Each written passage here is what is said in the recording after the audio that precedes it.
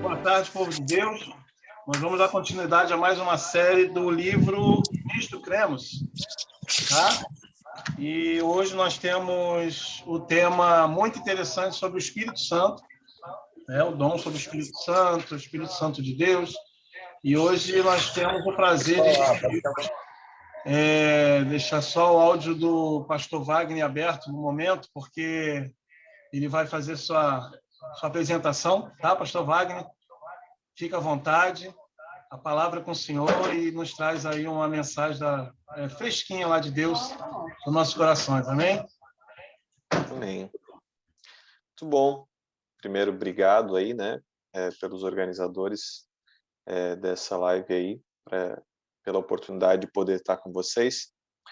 Acredito que é sempre bom termos a oportunidade de abrirmos a palavra juntos, como igreja, como irmãos, mas não podemos abrir a palavra sem antes orarmos, né?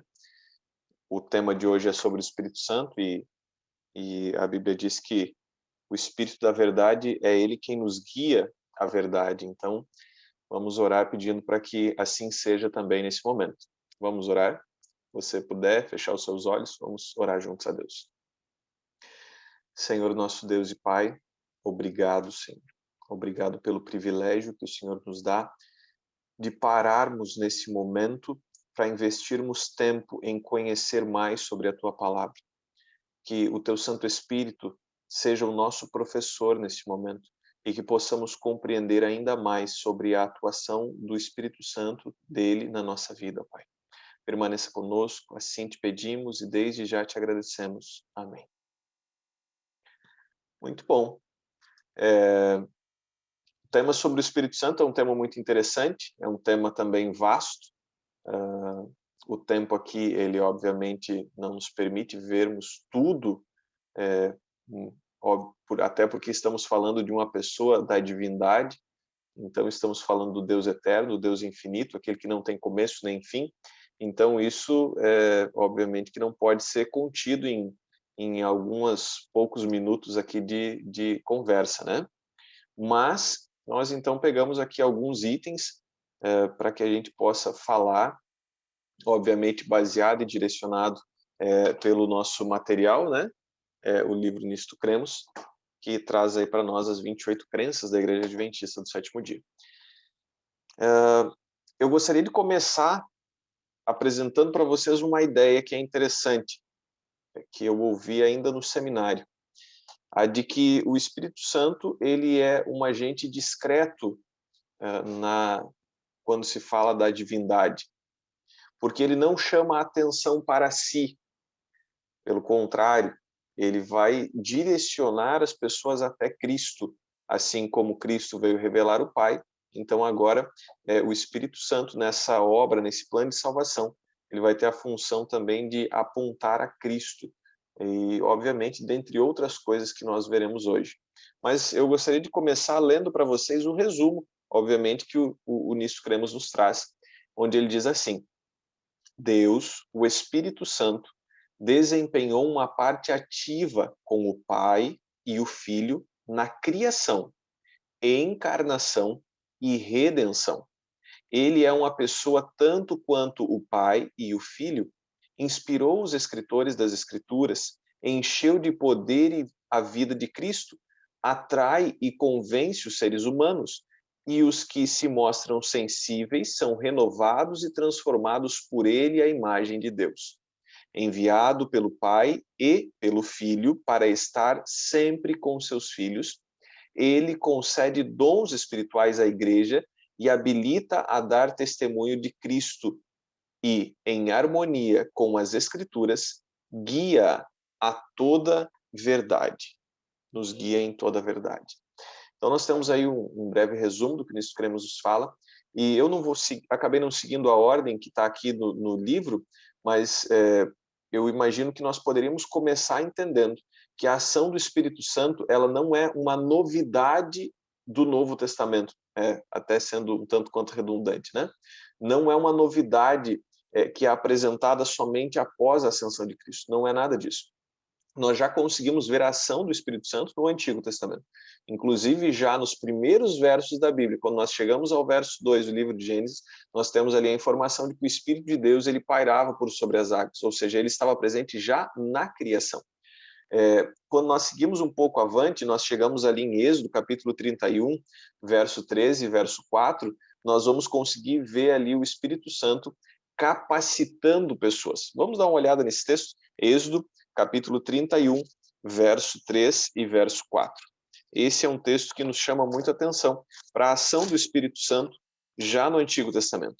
E também nos mostra que a ação do Espírito Santo no Antigo Testamento, ela é similar, ela é semelhante à ação que ele vai apresentar também no Novo Testamento, porque no Novo Testamento o Espírito Santo continua capacitando as pessoas com dons especiais. Então, capítulo 31, verso 3 e verso 4 diz, a partir do verso 2, eis que chamei pelo nome a Bezalel, filho de Uri, filho de Ur, da tribo de Judá, e o enchi do Espírito de Deus, de habilidade, de inteligência e de conhecimento, em todo artifício para elaborar desenhos e trabalhar em ouro, em prata, em bronze. E ali segue falando. Então a gente tem Deus capacitando através do Espírito Santo uma pessoa para cumprir uma obra especial em seu favor, no seu ministério. Nesse caso aqui, nós estamos falando sobre a construção do templo, né? Da tenda, na verdade, ainda não do templo, mas da tenda ali, do tabernáculo, né? Do santuário. Obviamente que isso não para por aí. Quando a gente vai lá para 1 Samuel, capítulo 10, verso 6, nós temos um texto que é muito bonito, e ele fala ali que o Espírito Santo tomaria posse, então ali, do profeta, ele profetizaria, mas além disso, o que me chama muito a atenção é que o final do texto diz assim, e tu te tornarás em outro homem. Então nós conseguimos ver aqui a obra de capacitação através dos dons, nesse caso aqui um dom de profecia, mas também nós conseguimos ver aqui a obra de transformação que o Espírito Santo já exercia no Antigo Testamento e que nós vamos ver de maneira muito clara também no Novo Testamento, essa obra de transformar a vida das pessoas. É algo que também acontece através do poder do Espírito Santo. Nós ainda temos, quando vamos a Isaías, lá no capítulo 63, verso 11, a informação de que o Espírito Santo ele habita nas pessoas, ele está nas pessoas. Então nós conseguimos ver também isso se repetindo no Novo Testamento, o fato de que o Espírito Santo ele habita em nós, né? E assim já era desde lá da antiguidade. Um outro aspecto é que o Espírito Santo trabalha conosco de maneira individual, mas também trabalha de maneira coletiva. E isso é algo muito importante quando nós falamos da obra do Espírito Santo. Ele vai trabalhar em nós, em cada um de nós, individualmente, mas também vai trabalhar em cada um de nós, ou melhor, vai trabalhar em nós de maneira coletiva, com o corpo da igreja ou com o povo de Deus lá no passado. Mas a gente não para, né? A gente avança, e quando a gente sai do Antigo Testamento e a gente agora adentra o Novo Testamento, nós vamos ter a pessoa do Espírito Santo sendo apresentada de forma mais clara. E isso é importante, nós precisamos ter essa informação, que o Espírito Santo agora vai ser apresentado de maneira mais clara ainda, né? Nós temos um maior número de informações sobre o Espírito Santo no Novo Testamento. E agora nós vamos começar a compreender, por exemplo, que o Espírito Santo ele é uma pessoa da divindade de maneira mais clara. Como que a gente vai fazer isso? Bom, de uma maneira simples, a gente vai poder observar ali em Atos capítulo 5, versos 3 e 4, por exemplo, que o Espírito Santo é chamado de Deus. Então vamos lá, para Atos, se você tiver a tua Bíblia, puder, quiser encontrar aí Atos capítulo 5, verso 13 e verso 4, nós vamos ter o seguinte texto. Então Pedro disse, Ananias, por que encheu Satanás teu coração para que mentisses ao Espírito Santo? Reservando parte do valor do campo, conservando porventura não seria teu, e vendido não estaria em teu poder? Como, pois, assentaste no coração esse desígnio? Não mentisse aos homens, mas a Deus. Então, olha só, ele vai apresentar que foi mentido ao Espírito Santo, e agora ele diz assim, ó, não mentisse para os homens, mentisses a Deus. Então, aqui nós temos Pedro apresentando o Espírito Santo como Deus, como um ser divino. obviamente que nós temos outras características que são apresentadas para nós no Novo Testamento que nos fortalecem a ideia do Espírito Santo como uma pessoa da divindade. Por exemplo, nós temos Romanos capítulo 8, verso 2, apresentando o Espírito Santo como o Espírito da vida. Nós temos João capítulo 16, verso 13, o apresentando como o Espírito da verdade. Quando nós olhamos para 1 Coríntios capítulo 12, verso 11, nós temos ali o Espírito Santo como onipotente. Ainda também em Atos nós entendemos que os discípulos receberiam poder, nós recebemos poder ao descer sobre nós o Espírito Santo. Então essa capacitação de poder que pode todas as coisas também está sobre o Espírito Santo. Ele também é apresentado como onipresente, porque em João 14:16 nos é dito que ele estaria com as pessoas, estaria com a igreja, estaria nas pessoas, ou seja, só um ser onipresente pode estar agora em toda a igreja, em cada uma das pessoas, agindo e trabalhando em cada uma delas. Nós temos também a informação de que ele é onisciente, quando nós vamos ali a 1 Coríntios capítulo 2, verso 10 e verso 11. Esse é um texto interessante, se você puder, vamos encontrar juntos aí 1 Coríntios capítulo 2, verso 10 e verso 11. Esse é um texto que me chama muito a atenção. Capítulo 2, verso 10 e verso 11. E o texto vai nos apresentar o seguinte: mas Deus nos revelou pelo Espírito, porque o Espírito a todas as coisas perscruta, até mesmo as profundezas de Deus. Porque qual dos homens sabe as coisas do homem, senão o seu próprio Espírito, que nele está?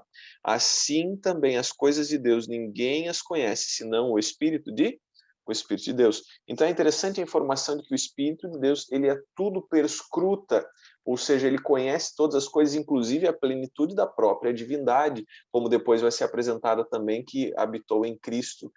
Então nós conseguimos compreender aqui esse aspecto da onisciência do Espírito Santo. Não paramos por aí. Além disso, o Espírito Santo vai ser apresentado no Novo Testamento, nós vamos ter informações sobre a sua personalidade.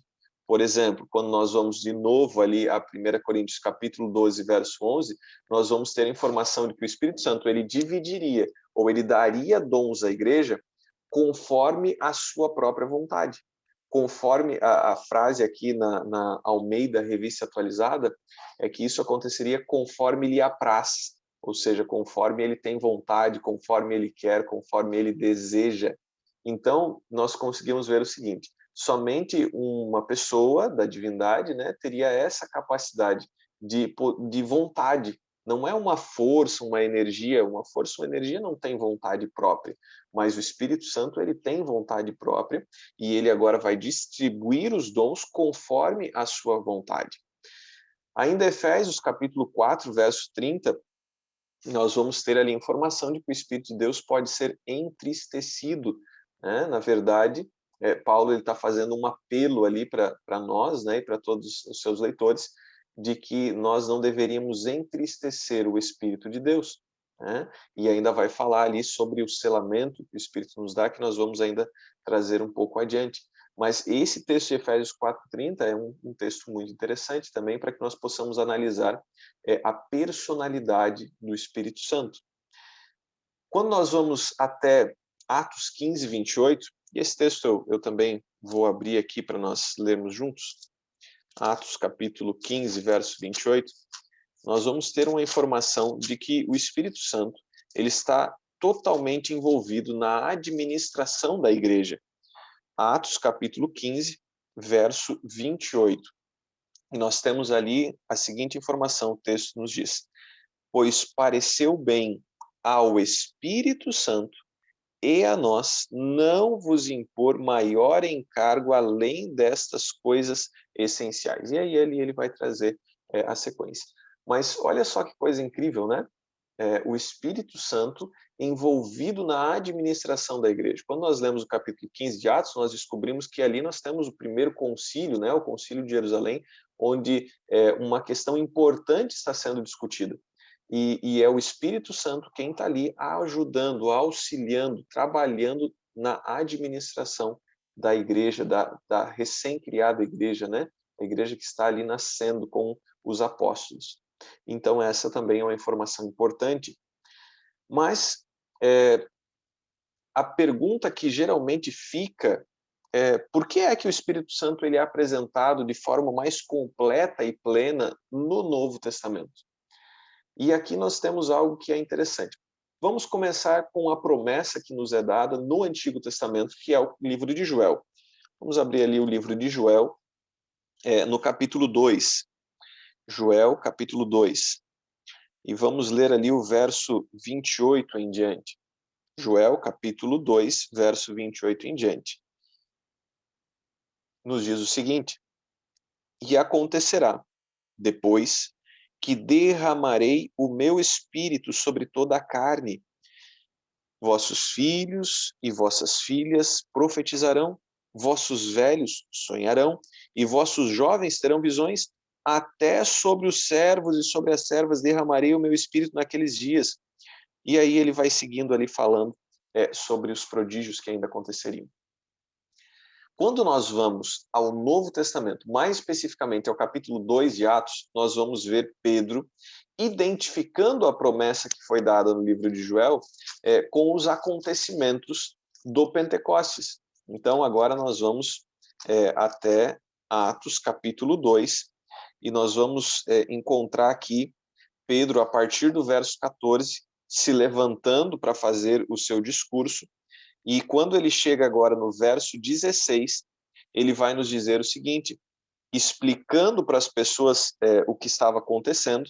Ele diz: mas o que ocorre é o que foi dito por intermédio do profeta Joel.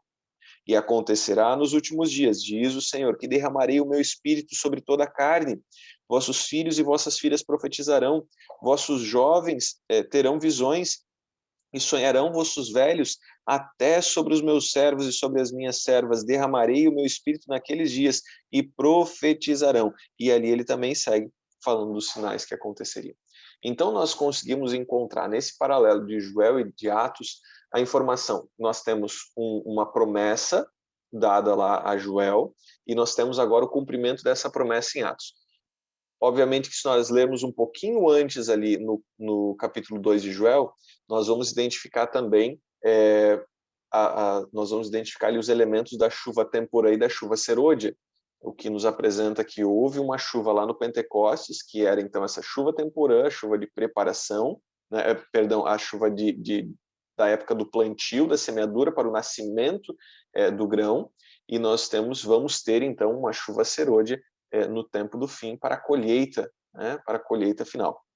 Mas esse é tema para um outro momento, porque só esse tema da chuva temporã e da chuva serôdia aí já dá bastante conteúdo, né? Mas a informação que nós temos aqui, ela é importante. Agora, Jesus ele vai clarear ainda mais para nós. Dá uma olhadinha o que Jesus vai dizer em João 16, verso 7. João, voltando aí um pouquinho de onde nós estamos, João capítulo 16, verso 7. E Jesus ele diz o seguinte: mas eu vos digo a verdade, convém-vos que eu vá, porque se eu não for, o Consolador não virá para vós outros. Se, porém, eu for, eu vô-lo enviarei. Então, nós temos aqui o Consolador como sendo enviado por Jesus, outros textos vão nos apresentar o Consolador sendo enviado pelo Pai, o que é importante, é o Pai e o Filho que enviam o Consolador.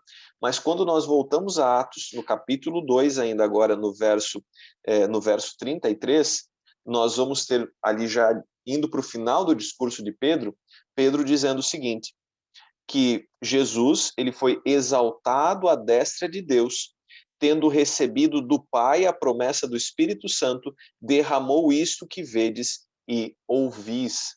Então Pedro ele identifica que Cristo agora, tendo sido aceito, o seu sacrifício tendo sido aceito, Jesus Cristo tendo sido aceito, o seu sacrifício no céu, ele agora envia a promessa como uma confirmação.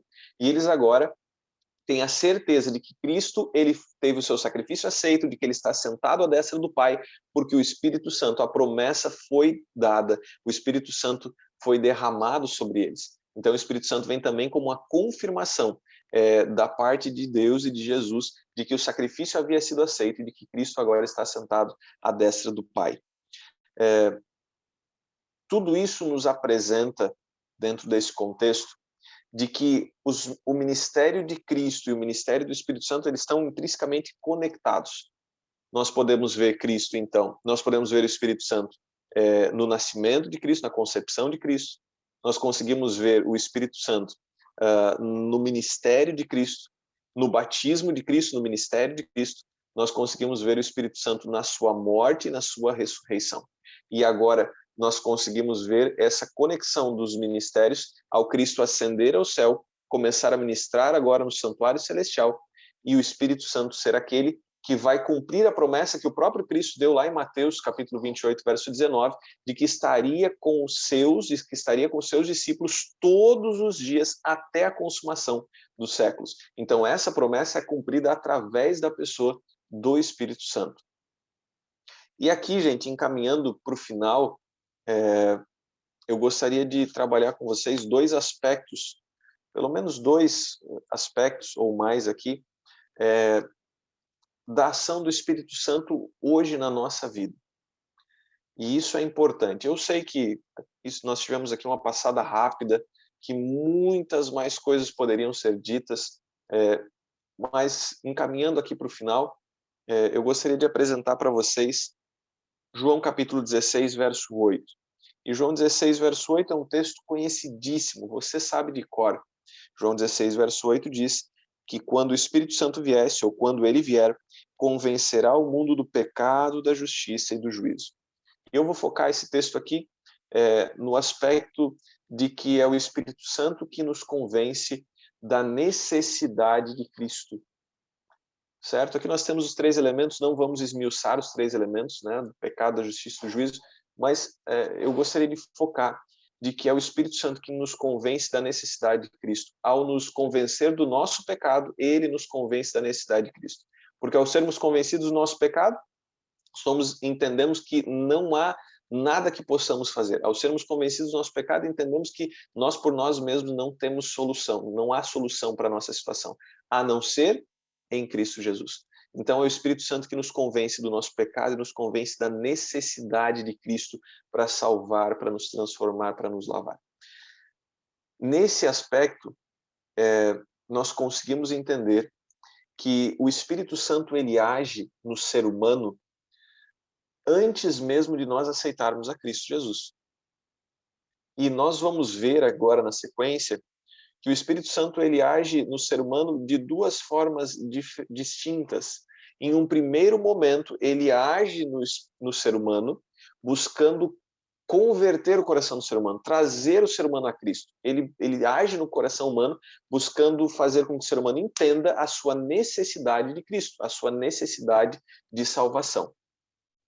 Assim que essa primeira etapa, vamos dizer assim, é cumprida, e esse ser humano, essa criatura, ele aceitou a Cristo, ele se entregou ao Pai, ele agora deseja viver uma vida centrada no Salvador. Então agora o Espírito Santo ele vai passar a agir nessa pessoa de uma maneira especial, ou todas as maneiras são especiais, né? Ele passa a agir de uma maneira agora diferente, porque ele agora passa a capacitar essa pessoa. Quando nós vamos a Atos capítulo 19, por exemplo, nós temos ali pessoas que já haviam aceitado o batismo de arrependimento, ou seja, elas haviam entendido a necessidade de um Salvador. Porém, elas ainda não haviam recebido o Espírito Santo. E agora Paulo, então, vai fazer com que elas sejam novamente batizadas, e elas agora, pela imposição de mãos, vão receber o Espírito Santo. Aqui nós conseguimos compreender que existe uma distinção entre a ação para convencer do pecado e a ação agora após o convencimento do pecado. Porque essa ação após o convencimento do pecado tem a ver com transformação e tem a ver com capacitação. Olha só o que vai nos dizer Tito, capítulo 3, versos 5 e verso 6. Tito, capítulo 3, versos 5 e verso 6 nos diz assim: não por obras de justiça praticadas por nós, mas segundo sua misericórdia, ele nos salvou mediante o lavar regenerador e renovador do Espírito Santo, que ele derramou sobre nós ricamente por meio de Jesus Cristo, nosso Salvador. O Espírito Santo opera em nós, à medida que nós permitimos, ele opera em nós esse lavar regenerador. Ele nos transforma.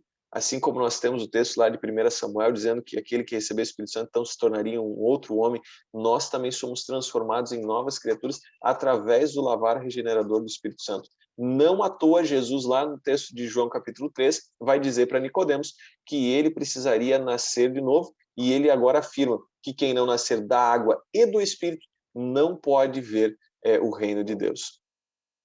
Mas não só nos transforma, como também ele agora nos habilita para a missão. Olha só o que diz Atos capítulo 1, verso 8. Atos capítulo 1, verso 8. Jesus está falando ali as últimas palavras antes da ascensão.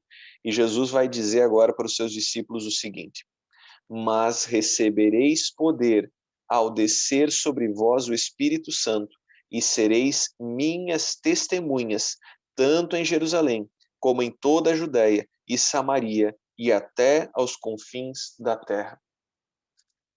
O Espírito Santo agora passa a nos capacitar para que nós possamos desenvolver a missão, para que nós possamos testemunhar, para que nós possamos levar a obra adiante. Nesse sentido, eu não sei se nós temos aqui pessoas que ainda estão no processo de conhecer e aceitar a Cristo ou não, ou se somos todos aqui já membros desse corpo, do corpo de Cristo, já batizados, já que fizeram a sua entrega total. Mas se há alguém que ainda não fez essa entrega, que está aqui nos ouvindo, compreenda, existe uma necessidade, essa necessidade é nascer de novo da água e do Espírito. Existe uma necessidade de aceitar a voz do Espírito Santo que fala com a gente e que diz para a gente qual é o caminho certo em que nós devemos andar. Porque é Ele quem nos convence dos nossos pecados, é Ele quem nos aponta a Jesus.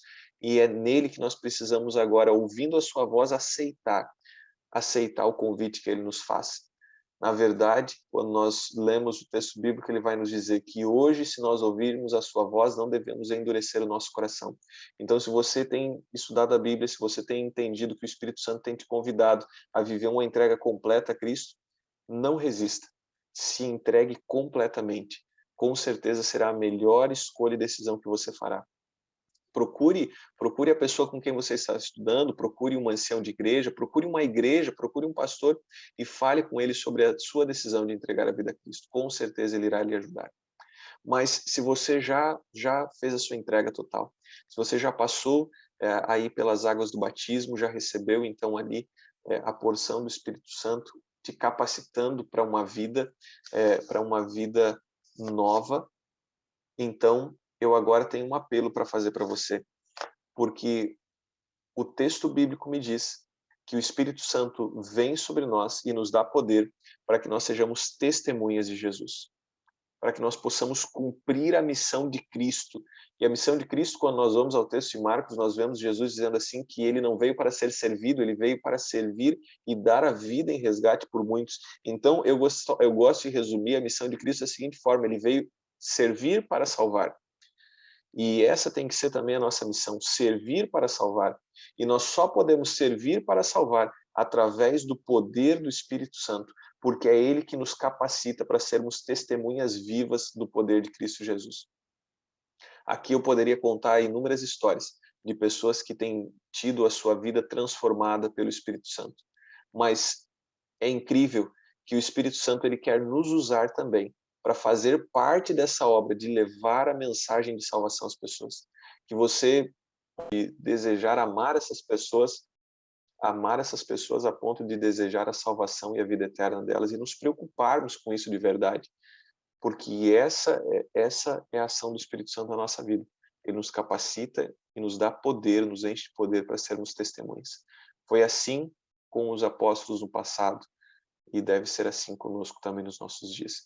Deus nos ajude, nós possamos refletir se realmente estamos cheios do Espírito e cumprindo a sua missão, ou se ainda precisamos crescer nessa área e buscar ainda mais unção, entendendo que o batismo do Espírito Santo ele também deve ser buscado diariamente. Que Deus nos abençoe, nos ajude e nos conduza como igreja para seguirmos firmes cumprindo a sua missão.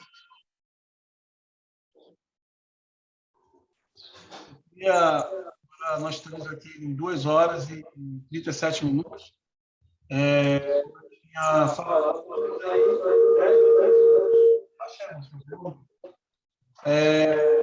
10 a 15 minutos para perguntas ou colaborações. Alguém? Tá dando microfonia aí, tá dando microfonia. Eu tirei aqui. Dione, colaboração. Não, o meu tem que ativar o mudo. Alguma colaboração, Dione, Edson Credídio. O Edson Credídio, eu quero também dar boa tarde aí aos outros irmãos que estão aí, o irmão Paulo Eugênio, o irmão Dione. O irmão Dione, ele é nosso amigo de outros cursos, né?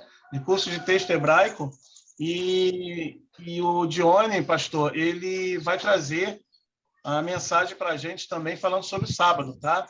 Eu queria aproveitar esse tempinho para dar para você se apresentar, Dione, aí, para a gente poder te conhecer melhor, falar da sua igreja. Estão todos me ouvindo aí bem? Sim. Ok. Sou o Johnny, moro em Curitiba. Eu sou da BBTS de Curitiba, né? Que é Bet Beneit Sion, né? É Templo dos Filhos de Sião, do templo judaico aqui, né? Voltado mais para a região do evangelização do judaísmo. E engraçado que, pastor, realmente nós temos muita pouca manifestação do Ruach HaKodesh, Espírito Santo, na Bíblia hebraica. Porque o papel dele sempre foi ficar nos bastidores, nunca foi em evidência. E como o próprio Rabi Shaul deixa claro para nós em sua carta aos Efésios, após a ascensão do Messias, ele se tornou o nosso penhor. Que é penhor, né? A nossa garantia da tua salvação e da minha salvação. Só que como ele é Deus, é muito grande para o nosso imaginário, né? E quando eu preferi ficar com o Shabat porque é mais a minha área, eu gosto muito, né? Então é mais a nossa área aqui. E nosso ministério aqui é bem interessante, está crescendo bastante. O nosso líder na América do Sul aqui é o Dr. Reinaldo Siqueira. Que bênção. E temos encontrado bastante campo, bem interessante.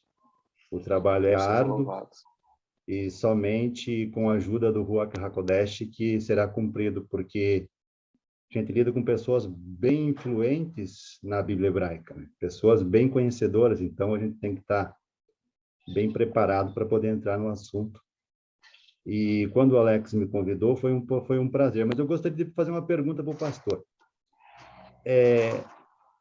Há uma distorção hoje no mundo cristão que obrigatoriamente tem que fazer imposição de mãos para que a pessoa possa receber o Espírito Santo. Gostaria de saber o que o pastor pensa biblicamente a respeito do assunto. Muito bem.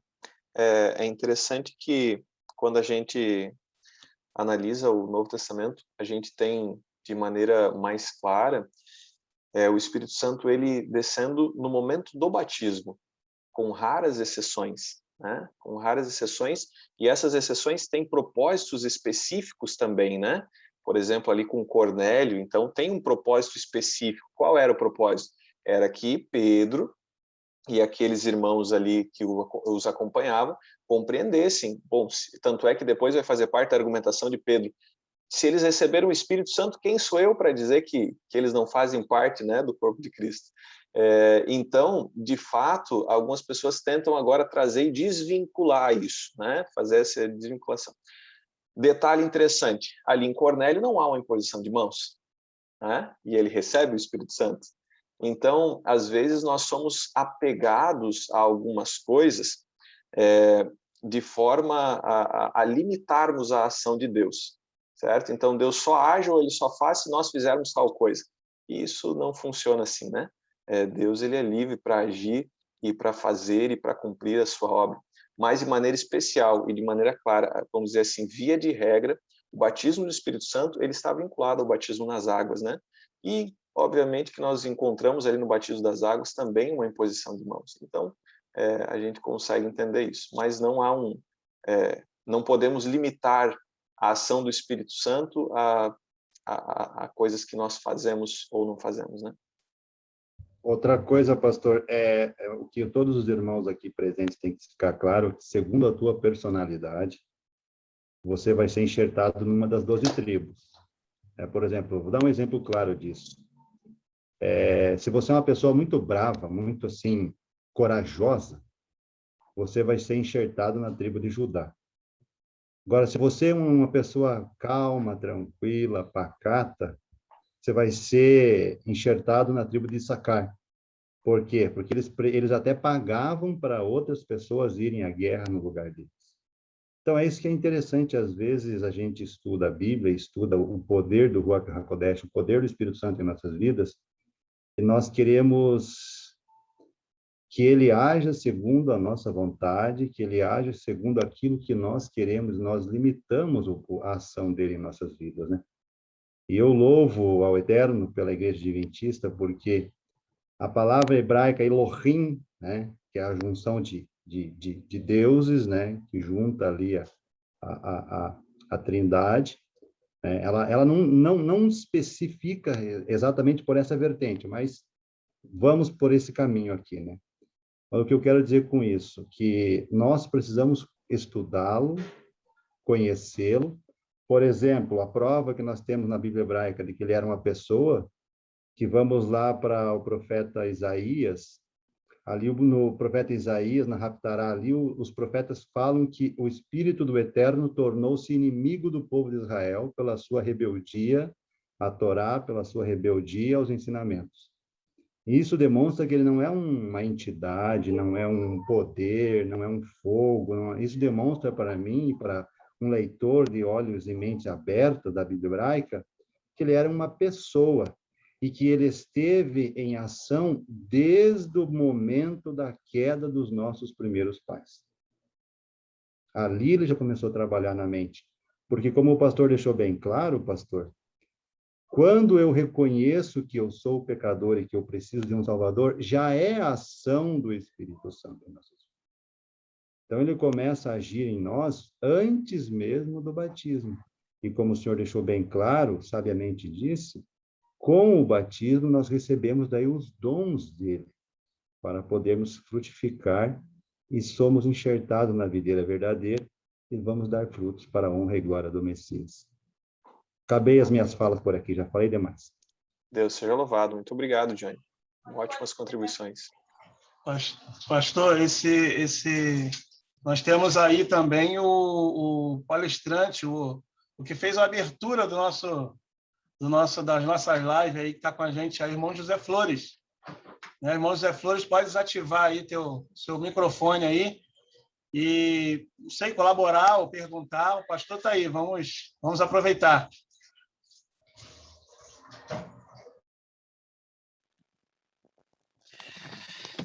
Olá, tudo bem? Estão me escutando aí? Está dando para ouvir? Faz um sinalzinho se dá para ouvir. Ok. Cumprimento então a todos aí, o irmão Alex, que eu já conheço daqui, das igrejas do meu distrito. Eu sou ancião aqui na Igreja de Bom Sucesso e tive a oportunidade de fazer a abertura, né, com o projeto do irmão Alex. E eu vi aí pela camisa do pastor, o Salt, em 2001 a 2003, eu fiz o seminário de teologia extensiva pelo Salt aqui em Porto Alegre. Né? Fazia ali, fiz 2 anos ali, 4 cadeiras, né? Cristologia, Introdução Geral à Bíblia, Administração Eclesiástica e também fiz a Orientação Profética. Foram 4 durante 2 anos, né? Com os 4 pastores também aqui, com mestrado, né? Foi muito bom, aprendi muita coisa. Né? Depois de lá para cá a gente continuou estudando, né? Mas foi muito bom, ótimo. E aí, quando eu vi aí a camisa do pastor com o Salt aí, me lembrei, né, do meu curso do Salt que eu fiz também aqui. Foi muito bom. Né? E recomendo a todos, né, que se tiver oportunidade, façam também, porque é muito bom e agrega muito conhecimento, graças a Deus, né, quem faz. Eu queria aproveitar o pastor, né, e eu lido muito aqui com pentecostais, pessoal da Assembleia, pessoal que que enxerga muito a questão do Espírito Santo, como aquele que, por exemplo, que te dá o dom na igreja. Por exemplo, muitos de vocês já vão entender o que eu estou querendo dizer. Eu tenho minhas 3 irmãs e a minha mãe são pentecostais, de uma igreja pentecostal. E elas dizem muito, por exemplo, que os adventistas não têm o Espírito Santo porque não falam em línguas, não fazem revelação, ninguém cai lá dentro, né? Então, eu sempre digo isso, olha, essas coisas não acontecem porque o diabo vai na minha igreja, mas lá ele fica calado, né? Lá ele fica calado, lá ele ouve. Na igreja de vocês ele prega, né? Então é diferente. Então eles dizem o seguinte, que os pentecostais dizem o seguinte, que a ação do Espírito Santo numa pessoa só pode ser vista se ela demonstra dentro da igreja esses dons de revelação, falar a língua, né, expulsar demônios, tudo mais. Então, quem não nas igrejas pentecostais, quem não fala a língua, quem não dá revelação, é um cristão meia boca. Então, ele não é nem convidado para pregar, para atividade, para participar de nada. Por quê? Porque ele é quase como se ele fosse isolado num canto, só porque ele não fala a língua, né? Então, queria que o pastor contribuísse, né? Essa parte aí, para quem lida com esse tipo de situação também, como eu lido aqui, e alguns de vocês com certeza devem lidar também. Muito bom. Obrigado, irmão José Flores, por levantar essa lebre, como diz o outro, né? Levantar essa lebre. De fato, é algo que é comum nos dias que nós vivemos, né? Eu também tenho familiares pentecostais, tive a oportunidade agora no início do ano de estudar a Bíblia com 2 pastores pentecostais, foi uma experiência bem interessante também, mas quando a gente fala sobre a crença dos pentecostais aí no Espírito Santo, a gente consegue ver, biblicamente a gente consegue ver algumas distorções, né? A primeira distorção que nós vemos é quanto ao dom de línguas, né? Quando nós vamos a Atos capítulo 2, a gente consegue entender ali que o dom de línguas não tem a ver com línguas estranhas que não são conhecidas, pelo contrário, a gente consegue observar claramente, se nós lermos o texto, claramente o texto fala ali de línguas, inclusive chega um momento em que eles assinam a própria língua materna, né? Ou seja, línguas existentes, línguas que realmente... Ali existe um trocadilho ali em Atos 2, onde ele vai, em algum momento... A xenolalia. A xenolalia. Isso, exato. E ali em Atos 2 ele vai fazer um trocadilho de 2 palavras gregas, né, que é glossa e também dialeto. Ele faz aquele trocadilho ali, né, entre glossa e dialeto. Glossa que vai de glossário. Exatamente, tem a ver com língua, tem a ver com... Exato. E o Eles fazem dialeto uma ainda... confusão com a xenolalia.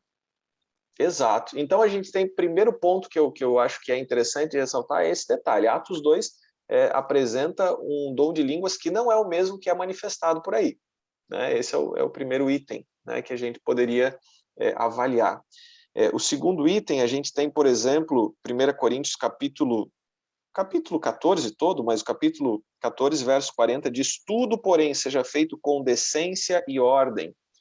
Então aqui a gente tem um texto que é um texto importante, né? Se a gente ler um pouquinho adiante ali, a gente vai ver Paulo dizendo assim, não é para falar todo mundo junto, não, né? Tem que ouvir também. Então, assim, em vários aspectos, a gente consegue entender que a manifestação do Espírito Santo, ela não acontece assim em confusão, ela acontece com ordem, com decência. e a gente vai conseguir ver o seguinte também, que aí também o texto que a gente até leu aqui, que é o texto do capítulo 12, verso 11, mas um só é o mesmo Espírito, realiza todas estas coisas, distribuindo-as como lhe apraz a cada um individualmente. Então, olha só como é claro, né? Nem todos vão receber o dom de línguas. Nem todos vão receber o dom de cura. Nem todos vão... Porque o Espírito Santo concede a cada um conforme ele tem o desejo, conforme ele tem vontade. Então, se nós limitarmos a ação do Espírito Santo a entender que tem que falar em línguas para poder ter sido batizado do Espírito Santo, aí a gente também está distorcendo o texto bíblico e limitando o Espírito Santo. Por favor, irmão José Flores. Outra questão, nessa aí, eu tive um dia na igreja das minhas irmãs. Minha irmã um dia inventou de fazer um desafio comigo. Ela disse assim, eu vou na tua igreja se tu for na minha. Opa, tranquilo. Então vamos nesse sábado agora. Então tá, aí marquei. Sábado, 8:45, eu encostei na frente da casa dela. Ela fez o quê? Ela se escondeu dentro de casa e mandou meu cunhado dizer que não estava. E aí, tudo bem, então não quer ir, não vai. E aí, naquele sábado à noite, eu teria o jantar de casais da igreja, que eu já tinha até pago já. Aí pensei, não, então eu não vou na igreja dela. Se ela não foi na minha esse fim de semana, eu vou no outro fim de semana. No outro fim de semana, eu fui na igreja dela. Cheguei lá, a pastora viu minha presença, sabia que eu era um ancião adventista e inventou na ideia de dizer que tinha uma revelação para me dar. Só que ela disse que tinha uma revelação, mas ao mesmo tempo disse que Deus disse para ela que ela não deveria dar revelação. Aí eu fiz quase um barraco na igreja, porque eu queria que ela contasse para todo mundo a revelação que Deus deu para ela. No final, me expulsaram da igreja, né, e disseram que eu deveria ir lá e estudar Atos 2. Tudo bem, a gente estuda Atos 2, né, e a gente vê, por exemplo, ali, que se o dom de línguas fosse de acordo com o que eles falam, então não é dom de línguas, é dom de ouvido. O dom é de ouvido. Porque se um fala na sua língua e todos ouvem na sua própria língua, então o dom não é da boca, o dom é do ouvido. Então o dom nunca foi de língua, o dom foi de ouvido. Agora, se eu dissesse, por exemplo, que vários falam em grupos separados dentro de uma grande sala em línguas diferentes, e todos encontram a sua própria língua e ali estudam e ouvem, então o dom passa a ser de língua e não de ouvido. Então, quer dizer, eles não têm nem compreensão do próprio dom que serve como base da sua própria fé. Né? Então, quer dizer, os próprios pentecostais têm uma visão muito diferente, muito errada do que é o Espírito Santo. E quando nós estudamos essa pneumatologia, né, à luz da salvação, a ação do Espírito Santo em nossa vida, então eles dizem o quê? Na igreja de vocês não tem Espírito Santo porque é muito frio, porque vocês não falam língua, não dão revelação. Olha, eu estava uma vez numa igreja pentecostal, eu tirei meu cunhado de dentro da igreja pentecostal. Foi a mesma coisa. Vai na minha igreja que eu vou na tua. E eu fui, naquele mesmo dia. Eu fui na igreja dele. Tá? E lá naquela igreja lá, eu vi o pregador entregando os pecados de todo mundo dentro da igreja. Ele chegava e dizia assim, a irmã fulana, a senhora mesmo aí, a senhora deveria parar de ficar falando fofoca da irmã fulana ali, ó. E ele entregava os pecados de um para o outro dentro da igreja, sabe? Era assim. E esse mesmo pregador um dia foi no velório, no enterro do sogro do meu cunhado, e lá ele começou a entregar revelação para todo mundo. E eu era o último que estava sentado no banco, assim, fez toda a volta do caixão, entregando revelação, cantando, entregando revelação, cantando, entregando revelação. E eu pensei assim, só que falta esse cara vir em mim aqui. Eu era o último. Ele veio em mim, olhou para mim e disse assim, meu jovem, eu era mais jovem, meu jovem, você tem que largar da sua vida de pecado e vir para a igreja, se batizar e ser um cristão. E eu fiquei olhando para ele. Ele continuou, levanta para receber o dom do Espírito Santo. E eu não levantava. Até que ele precisa insistir, eu levantei. Esperei todo mundo olhar. Quando ele levantei, peguei na mão dele e cumprimentei. Muito prazer, sou fulano de tal, ancião da igreja adventista, do 7º dia. Pá, pá, pá, pá. Dali, ele virou as costas, saiu, pegou o carro e foi embora.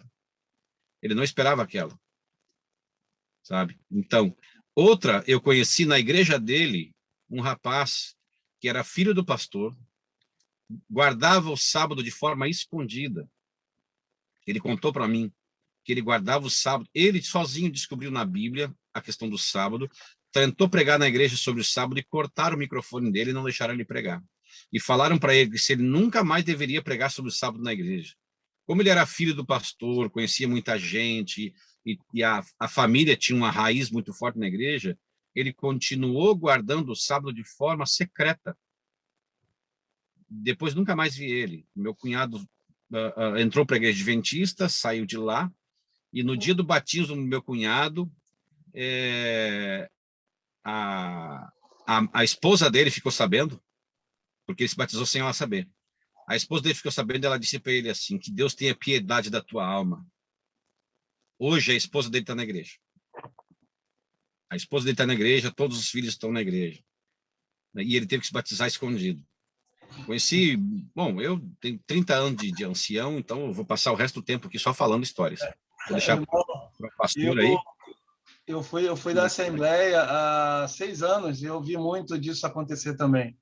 Irmão José Flores, nós estamos com tempo reduzido agora, mas por causa que nós vamos postar no YouTube, né? Então, tranquilo. Ele tem não quero tempo, cortar ali. tá? Então, eu vou... Pela ordem tem a Tânia aí, ó. Pela ordem tem a Tatiana. Eu, para finalizar aqui, antes, a minha esposa ela já levantou a mão ali que ela tem uma pergunta para fazer, mas a gente vai finalizar com essa pergunta. Eu só quero dar uma oportunidade para o irmão Edson Credídio, que foi o palestrante da semana passada que falou sobre a Trindade. O irmão Edson Credídio, agora eu vou apresentar ele. O irmão Edson Credídio foi meu ancião por muito tempo. Ele não sabe, mas eu aprendi muito com as atitudes dele. O irmão Edson Credídio, ele nunca me deu estudo bíblico. Eu aprendi muito com ele na Igreja Adventista do Rio de Janeiro, com as suas atitudes. Eu observava muito ele não sabe disso. E ele é meu amigo, e eu queria dar oportunidade a ele para ele compartilhar alguma coisa, fazer alguma pergunta, ou somente se apresentar, já que a gente está com um tempo bem reduzido aí. Bom, eu, primeiramente, quero dizer para você que você aprendeu muito com Jesus Cristo. Porque eu não sou capaz de ensinar ninguém, nem viver uma vida em condições de dar algum exemplo para alguém. Mas, graças ao Espírito Santo de Deus, você aprendeu. A Ele toda a glória e toda a honra. Eu não posso nada. E quero parabenizar o pastor Wagner. Tá? Parabéns. O senhor passou de maneira maravilhosa, cheio do Espírito Santo, sobre o próprio Espírito Santo, e nós aprendemos bastante. Eu quero lhe agradecer e te dar um parabéns. Deus seja louvado pelo Senhor. Bom, eu sou do Rio de Janeiro, da região sul aqui do Rio de Janeiro. Nosso pastor aqui é o pastor Michael, um carequinha. O senhor conhece ele? Não conheço, mas Deus seja louvado. Obrigado, irmão. Deus seja louvado. Amém. Então, eu não quero fazer nenhuma pergunta, não, porque o senhor já deixou bem claro, né? Já deu uma palestra aqui com todas as coisas que nós precisamos saber sobre o Espírito Santo, para que a gente deixe ele trabalhar na nossa vida e para que a gente verdadeiramente seja cheio do Espírito Santo e consiga transparecer o reino do céu através da nossa vida, né? Eu acho que a maior necessidade, a necessidade mais urgente hoje, é da gente permitir que o Espírito Santo tome conta do nosso ser e nos capacite a dar exemplos, nos capacite a levar pessoas a Cristo através das nossas vidas. Eu tenho uma frase que eu escutei e gravou no meu coração, que é muito interessante. Diz assim: pregue, se necessário, fale. Então, é importante o Espírito Santo da nossa vida, nós temos que buscá-lo para que a gente possa obedecer o Senhor e assim dar um testemunho do reino dos céus e do nosso Senhor e Salvador Jesus Cristo. Muito obrigado, prazer em conhecer o Senhor. Que Deus abençoe o seu ministério mais do que já é abençoado. Amém. Deus louvado. Amém. A minha esposa, pastor, a minha esposa vai fazer uma pergunta e o senhor já pode responder e finalizar para a gente poder finalizar aí nosso estudo. Boa tarde a todos. Vai dar microfonia ali. Deixa o Alex baixar o teu volume lá. Aí. Boa tarde a todos. Aí eu sou a única aqui, né? Mulher. Então eu vou aproveitar e vou fazer uma pergunta que Jesus, quando ele esteve no poço com a samaritana, ele falou assim: chegaria o tempo em que não adorariam mais o Senhor no monte, se eu não me engano, ou nos templos, né? Mas que o adorariam em verdade, os verdadeiros adoradores o adorariam em verdade e em espírito. E como a gente dá bastante estudo aqui, pastor, eu queria que o senhor me ensinasse a explicar e até mesmo me explicasse o que Jesus quis dizer com isso e como a gente pode responder de forma exata essa pergunta, porque tem muita gente que está dizendo assim, não precisa mais descer as águas, porque você já foi batizado no Espírito. Isso é condizente com o que foi dito no poço para a samaritana? Não, na verdade, é interessante essa colocação assim, porque a colocação ali nem não trabalha em cima da questão do batismo nas águas, né? Na verdade, está distante disso. A questão ali é local de adoração, né? A samaritana estava dizendo, olha, a gente adora aqui, mas vocês judeus têm que ser lá, e aí como que fica? E Jesus diz, não, vai chegar um tempo que nem aqui nem lá, mas os meus adoradores me adorarão em espírito e em verdade. E é incrível, aí dentro do que a gente estudou hoje, a gente conseguiu ver que o Espírito Santo ele seria enviado de maneira plena após a ascensão de Cristo, no momento em que o sacrifício de Cristo fosse aceito. Então agora ele viria para estender ainda mais a sua atuação.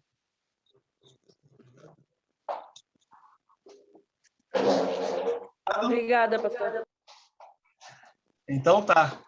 Então eu quero agradecer ao pastor. Alex, Oi? é o seguinte, na verdade, o que a sua esposa precisa compreender.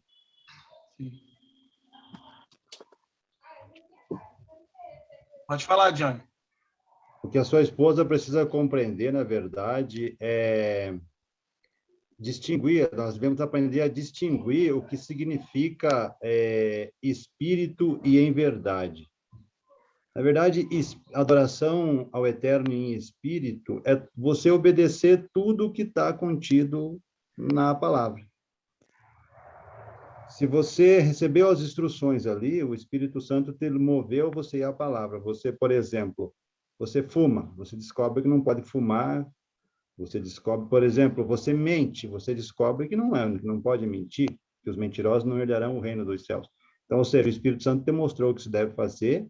A partir daquele momento, você começa a praticar e a sua vida começa a ser moldada, né? Eu acho que a gente tem que aprender a explicar isso para as pessoas. É que, na verdade, esse não é muito o meu campo, né? Eu não lido com muita pessoas desse gênero, mas eu quero só fazer um convite para o irmão aí do Rio de Janeiro, se ele quiser conhecer a BBTS, ali, não sei se ele mora perto ou longe do bairro do Botafogo, vai lá, né, na rua, deixa eu pegar o nome da rua aqui, Rua 19 de fevereiro, 140, pastor Bruno Santelli, muito gente boa.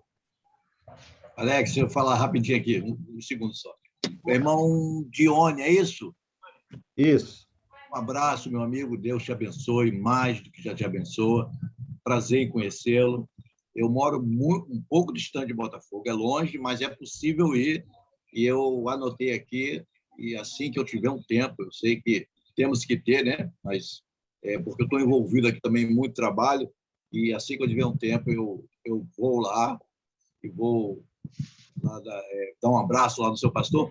Só peço que você peça depois o meu telefone ao Alex aí você entra em contato comigo para me lembrar, porque a velhice já chegou, entendeu? E às vezes eu esqueço um pouco. Um abraço. Obrigado a todos.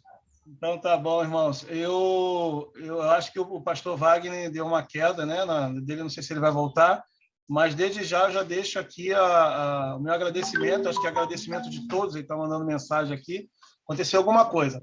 Mas lembrando que não queria deixar de dizer que os irmãos que vão assistir essa live no YouTube. O desafio é o seguinte, irmãos, todos vocês aí, o irmão Dione de Curitiba, o irmão José Flores lá da Vila Branca, né, José Flores? Da Vila Branca. Bom sucesso. Bom sucesso, perdão. A Vila Branca nós vamos cantar semana que vem, por isso que eu estou com isso na cabeça. Irmão Edson Cleide de Rio de Janeiro. Vocês que estão ouvindo essa live aqui no YouTube, tá? Se gostaram do estudo, deixa aqui o seu gostei, deixa o seu like, se inscreva no canal. E o desafio desses homens de Deus é o seguinte: se você mora próximo a um deles aí, deixa aqui, eu quero um estudo bíblico. E eu se comprometo que nós comprometemos aqui de fazer uma visita a você, se for possível, dependendo do local, e levar uma Bíblia e um estudo de presente para você. Tá bom? Então, que Deus abençoe a vida de cada um. Nós vamos terminar a live aqui agora. E semana que vem, tá? Não deixando, semana que vem o tema eu deixei aqui anotado. Já até... Cadê? Deixa eu ver aqui. Tá aqui, ó. O tema, eu já digo já o nome do tema. É a criação, tá bom? O tema é a criação. Semana que